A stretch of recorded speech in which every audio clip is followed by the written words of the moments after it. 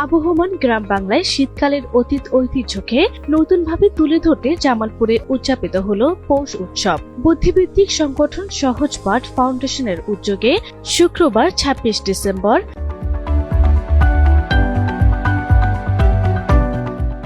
দিনব্যাপী নানা আয়োজনে এটি ছিল উৎসবের দ্বিতীয় আসর। শীতের হরেক রকম পিঠা, বিতর্ক ও সাংস্কৃতিক আয়োজনে এই উৎসবটি স্থানীয় শিক্ষার্থী ও সাধারণ মানুষের পাশাপাশি দূর দূরান্ত থেকে আসা দর্শনার্থীদের মিলন মেলায় পরিণত হয়। সরিষাবাড়ী উপজেলার প্রত্যন্ত এলাকা হাসরা মাজালিয়া গ্রামে একেবারে গ্রামীণ পরিবেশে আয়োজন করা হয় এই পৌষ উৎসবের। এখানে পৌষ উৎসব হিসাবে আমরা বন্ধুরা সকলে মিলে ঘুরতে এসেছি। পৌষ উৎসবে এসে দেখলাম এখানে পুলি পিঠা, ভাপা পিঠা, পাটিসাপটা পিঠা আরো নানা রকম পিঠা তৈরি করা হয়েছে। এগুলো আমরা খেয়েছি, অনেক মনোমুগ্ধকর, এবং এখানে অনেক সাংস্কৃতিক অনুষ্ঠান হবে। এগুলো উপলক্ষে আমরা একটু ঘুরতে এসেছি। যেভাবে পিঠা পুলি দিয়ে আমাদেরকে আপ্যায়ন করতেন, আত্মীয় স্বজনকে আপ্যায়িত করতেন, এখানে আসে আমরা সেই অতীতের সেই কথাগুলো বারবার মনে পড়ছে এবং খুব ভালো লাগছে। সবচেয়ে মজার ব্যাপার, সকালবেলা এখানে যে রস উৎসবটা ছিল এটা আমার কাছে খুবই আনন্দদায়ক ছিল। কারণ এইভাবে সকালবেলা একদম কুয়াশাচ্ছন্ন একটা পরিবেশে খেজুরের রস খেতে পারবো এইভাবে, এটা আসলে কল্পনার বাইরে। আমার এইভাবে সৌভাগ্য হয় নাই, এই ফার্স্ট আমি এইভাবে খেলাম। আমন ধান কাটার পর যখন কৃষকের ঘরের মাচায় সোনালী ধান, গ্রামের মানুষের মনে বইছে ফসল ঘরে তোলার আনন্দ, যে আনন্দে বাড়তি মাত্রা এনে দেয় পিঠাপুলির স্বাদ। ঠিক তখন ফাঁকা পড়ে থাকা ধানের ক্ষেতে জমে ওঠে পৌষ উৎসবের আসর। গ্রামে আমার দাদা দাদি নানানি তাদের কাছ থেকে আমি যখন শুনতাম, তারা ছোটবেলায় বিভিন্ন ধরনের পিঠাপুলি এগুলো খেত, আবার বিভিন্ন ধরনের অনুষ্ঠানে তারা আয়োজন করত।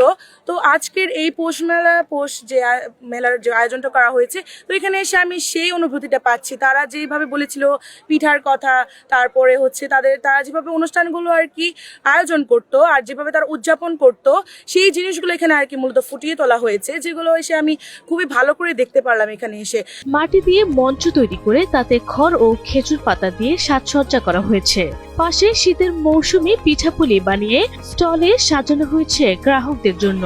দুপুরে বিতর্ক প্রতিযোগিতা ও সন্ধ্যায় সাংস্কৃতিক অনুষ্ঠান ছাড়াও নানা আয়োজন ছিল উৎসবকে ঘিরে। আমাদের সংস্কৃতির একটা মেলবন্ধন ছিল, মানুষ মানুষের সাথে। বিভিন্ন সময় আমরা শীতে আত্মীয় বাড়ি যেতাম, নিজেদের বাড়িতে পিঠার আয়োজন হতো।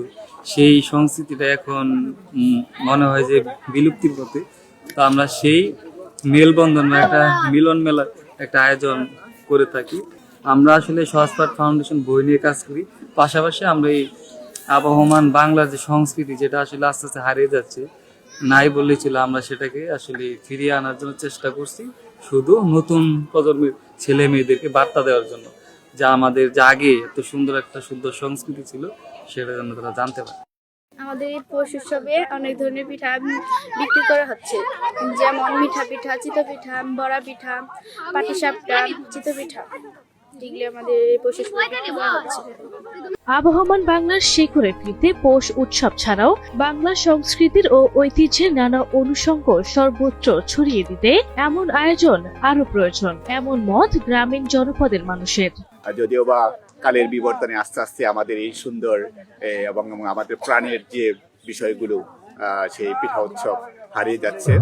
যদি আমরা দেশের বিভিন্ন স্থানে এ ধরনের উৎসবের আয়োজন করতে পারি এবং পিঠাপুলির উৎসবের আয়োজন করতে পারি, তাহলে আমরা আমাদের সেই পুরাতন সেই সংস্কৃতির আবহমান বাংলার সেই আমাদের স্বপ্নে লালায়িত সেই আবহমান বাংলা আবার ফিরে যেতে পারবো। উৎসবের আয়োজন করেন বিলুপ্তির পথে গ্রামীণ ঐতিহ্য ও সংস্কৃতি নতুন প্রজন্মের তরুণদের মাঝে উপস্থাপনের মধ্য দিয়ে সবার মাঝে মেলবন্ধন তৈরি করার উদ্দেশ্যে এই পৌষ উৎসবের আয়োজন। সহজপাঠ ফাউন্ডেশন বই পড়া নিয়ে কাজ করলেও ঐতিহ্য ধরে রাখতে প্রতি বছরই এমন আয়োজন করা হবে। আরফি ইসলাম হিমু, এনটিভি অনলাইন।